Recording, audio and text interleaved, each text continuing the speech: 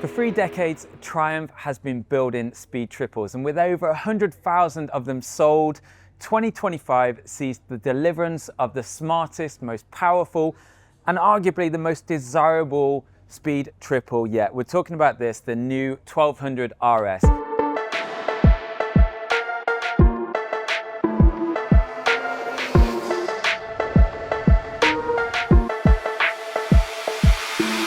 So before we get into what it's like to ride, let's talk about some of the spec and tech of the new bike. The super naked scene is massive and Triumph want a bigger cut of the cake. So for 2025, they're introducing a new speed triple 1200. Think more evolution than revolution. The main news is that the engine is up 3 brake horsepower, but it's practically the same as what came before. They've made some changes to the exhaust system and a little bit of internal work just to kind of free flow the gases a little bit more, but that's about it. The other big news is that torque is slightly up and it kicks in a little bit lower than what it did on the last version of the motor. But otherwise, we're pretty much talking about the same engine as before, with peak torque up at 128 Newton meters, while the increase in horsepower sees that figure rise to 180.5, meaning it's the Hinckley brand's most powerful motorcycle to date. In terms of frame and swing arm, that all stays the same, but the big news is the introduction of Öhlins' 3rd generation Smart EC electronic suspension. We're seeing that kind of tech on some of the fancier sports bikes on the market, so it's a pleasant surprise to see it in the mix on the Speed Triple. What it's going to mean is that the rider's going to have better and easier adjustability and performance from the suspension on their bike. So with the electronic governance of everything, it means that you can alter acceleration support, braking support, stability support, cornering support, and it does that for you. Essentially dial in what you want and suspension will automatically alter to suit your riding. It's worth mentioning that for the first time, there's also a steering damper on the bike. And at the bottom of the forks, you'll see new additions in the form of Brembo's Dyleema calipers. And they're joined by a fancy Brembo MCS master cylinder up top to ensure the best braking performance. Now, while we're on the topic of brakes, it's worth mentioning that this package also comes with cornering ABS. And while we're talking tech, I should say that the hub of this bike is governed by a 5-inch full color TFT dash. There is an IMU on the bike, so that means that you get traction control, wheelie control, slide control. In fact, one of the major differences between this version and the last version of Speed Triple is the fact that you can now govern the wheelie control on the bike. In amongst all the tech, you've also got different power modes, rider modes, and customizable modes, so you can go in and dial in the bike to suit your needs. In terms of comfort and ergonomics, the package pretty much mirrors what's come before. So we're talking the same seat, the same tank design, but the bars are slightly higher and a little bit more swept to give the rider more comfort. Aesthetically, the other things to note are the changes to the stubby silencer and the pillion seat cowl. But otherwise, that's your lot. That's what you're gonna get for $17,495. Is it worth it? Well, let's head out to Portugal to see what it's all about. Okay, so the weather might look pretty glorious now, but we have had 2 days of solid rain in Portugal, here at Portimão, testing the RS. That's a shame, but at the same time, I've come to understand it really quite well, exploring the bike, the tech, the performance characteristics. So I've got loads to talk about. The best way for me to kind of break this down is to maybe start with today's ride. So today was all about the road. And it was a great chance to, I don't know, just clock a load of miles and get acquainted to features such as the higher handlebars, to get used to the nature of the engine with that added torque, etc. And to get stuck in with some of the tech and understand how the handling characteristics of the bike have really come on thanks to the introduction of that Öhlins electronic suspension. So we did a route of around 150 kilometers, took us about 6 hours. And during that time, I was constantly changing the setup of the bike according to the weather conditions. So sometimes we're on dry roads, sometimes we're on wet roads, sometimes we're on hilly mountainous sections, other times flat out on carriageways. We had a bit of everything. And like I said, it was a great chance to kind of really get under the skin of the Triumph from a road riding perspective. Arguably, that's where most people are going to indulge this bike. It is pretty much more inclined towards the street user than it is the track. That's something that Triumph are prepared to say first and foremost. And that's not a bad thing. That's where this bike is going to sell. That's where the demand is. And I think they've done a cracking job of taking, like I said, that proposition from 2021 and just making it so much more user friendly. In terms of riding position, nice comfy seat, nice relaxed knee angle for your feet and your legs, etc. And with these bars here, there's zero pressure on your wrists. It's quite remarkable that such a subtle change to the handlebars can make such a difference. The last bike was okay. I mean, it's not like they've moved the earth to change the nature of the setup, but it's definitely so much easier going on the user. And also in terms of agility and levering the bike around, why wouldn't you want wider bars? If you're chucking this thing around, it's not the most lightweight of bikes, 199 kilos. Having a bit more leverage to get it turning into a corner, etc., picking it back up, it's always going to work in your favor. But of course, the real reason why it was so easy to get this bike turning in, going through corners and firing out of them was because of the suspension. So as mentioned, I was changing the characteristics of the setup constantly. Sometimes I had the bike dialed in on comfort mode, which meant the damping was really quite relaxed and the bike was super supple. Other times I was up in sport or dynamic, so everything was so much more firm. And I liked the fact that I could just dial that in on the go and achieve the best setup from the bike. The chassis itself has not changed, the swing arm has not changed, so none of the geometry has been altered with this machine. But with that changeability of the suspension, you can alter the nature of the handling at a touch of a button and get this thing behaving in a much more mannerable way than what you'd expect as something with a 128 Newton meters of torque and, like I said, so much mass, etc. It's actually quite docile, playful and dependable. An easy machine to kind of pitch around and make the most of in any situation. I think also what was quite telling today, because we were often going from dry roads to wet roads to situations where it was proper lashing it down, more than ever, I was depending on the bike for feel, to understand what was going on beneath me. So we've been riding on the stock fitment tyres, which are Pirelli Supercorsa SPs. Arguably, looking at the tread, not the best choice of tyre for sketchy, damp roads with, a bit of mud thrown in and loose gravel, but they were fantastic. They really worked well with the rest of the package, had so much confidence in them. And one of the best features on the bike was actually the traction control system. There are lots of different levels of traction that you can dial in. I had this bike, for instance, when it was really heavy in rain mode, because why wouldn't you? And what that meant was that there was cornering traction control engaged. So when I was firing out of corners, I had that support, I had that safety net of the rear wheel not gaining drive, despite the fact you could be almost full throttle. I'm not suggesting you try that at home, but you could power out of bends and the system would say, okay, you're upright enough now, let's give you some more drive. All based around information delivered to the system through the IMU and the multitude of sensors that are wrapped up within that. The thing I probably loved most about this bike though was the engine. So a lot of people are going to be looking at the specs and thinking this is quite a way off the most potent of options within this sector. 20 to 30 brake horsepower down against some of the bigger hitting of its rivals.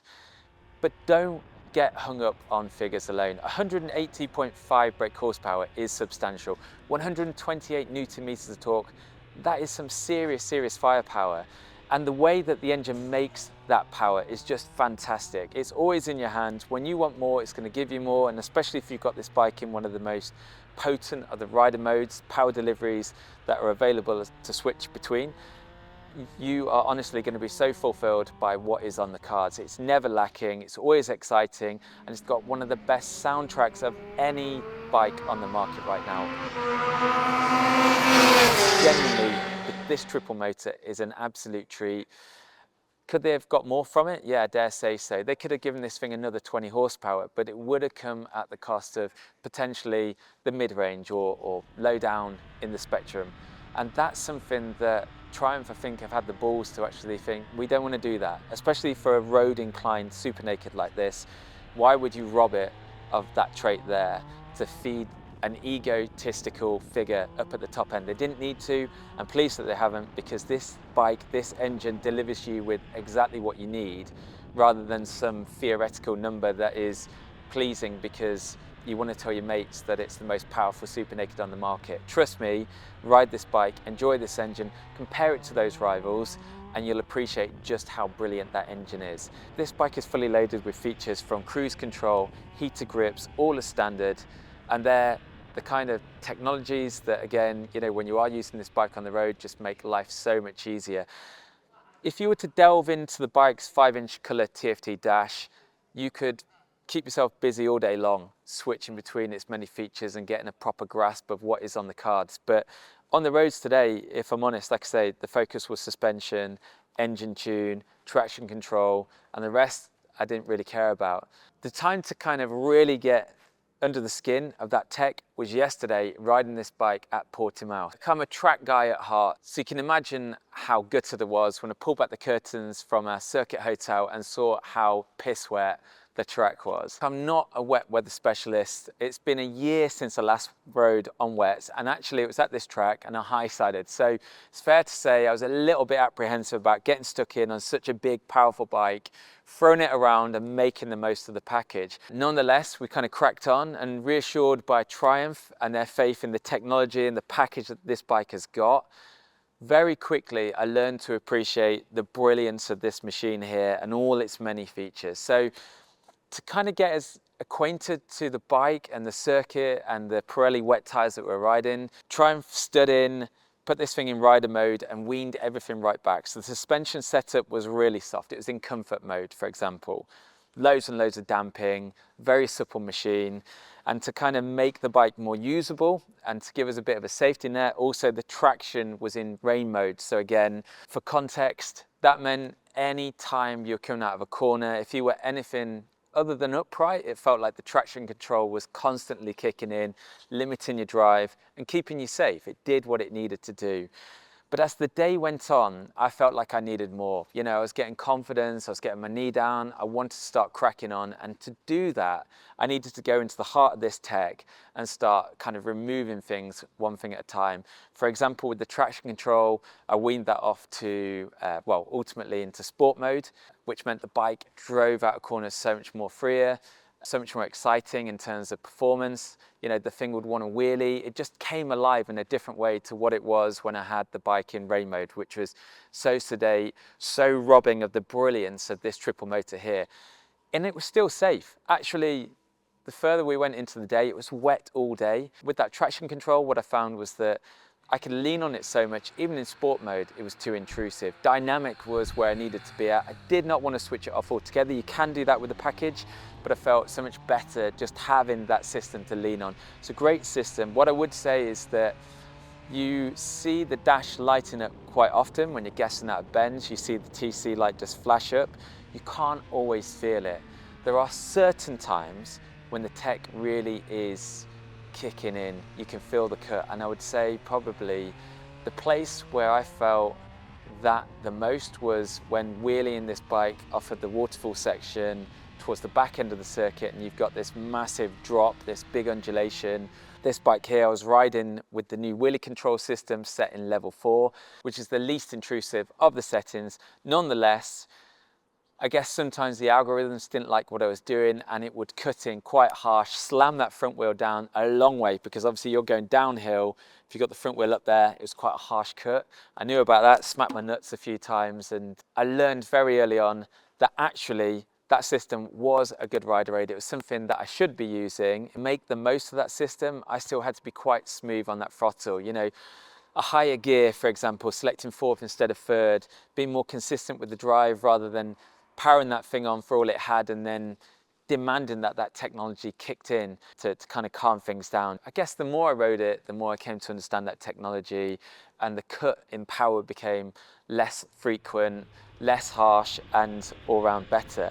Another thing that I changed as the day went on was the ABS. So there are 2 settings on this. In track mode, you gain access to track ABS. Who figured? But you also, through doing so, it also means that the rear ABS is completely disengaged. So if you want to kind of slide a bike into a corner, then you can slam on that rear brake, and then you're leaning on the slide control system this machine has.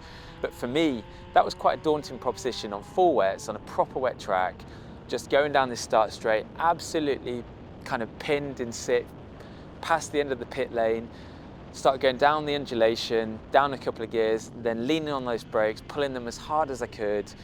Never once did I feel the ABS kick in. The system is so sophisticated, it's absolutely brilliant. I think Triumph have done a great job of giving you that free rein to kind of, I don't know, be an adult about it, you know, to not have an annoying system that kicks in every 2 seconds because it doesn't trust you with your braking performance or whatever. I love that.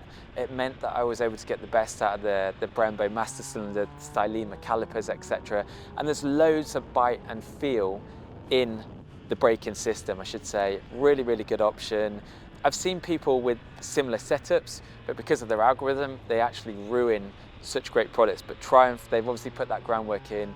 They brought the bike to the market with a proper, dependable, hardcore braking system, and I love that. Another thing that got me excited throughout the course of the day was the shifter and the blipper. So Triumph were telling us during the presentation that that technology has been loosely based around what they've discovered, what they've learned with their Moto 2 involvement. Such a slick system, going up the box, going down the box, so dependable. You know, the minute you touch it, just slick, easy gear changes. Cannot complain about that at all. Loved how the system worked. Praise has to go to the slip assist clutch on this thing. It could stomach all levels of abuse I was firing at it. Absolutely fantastic piece of kit. You know, so many parts of this track, you're braking hard, you're going down lots of selections in quick succession, but not once did I get the rear end hopping or complaining.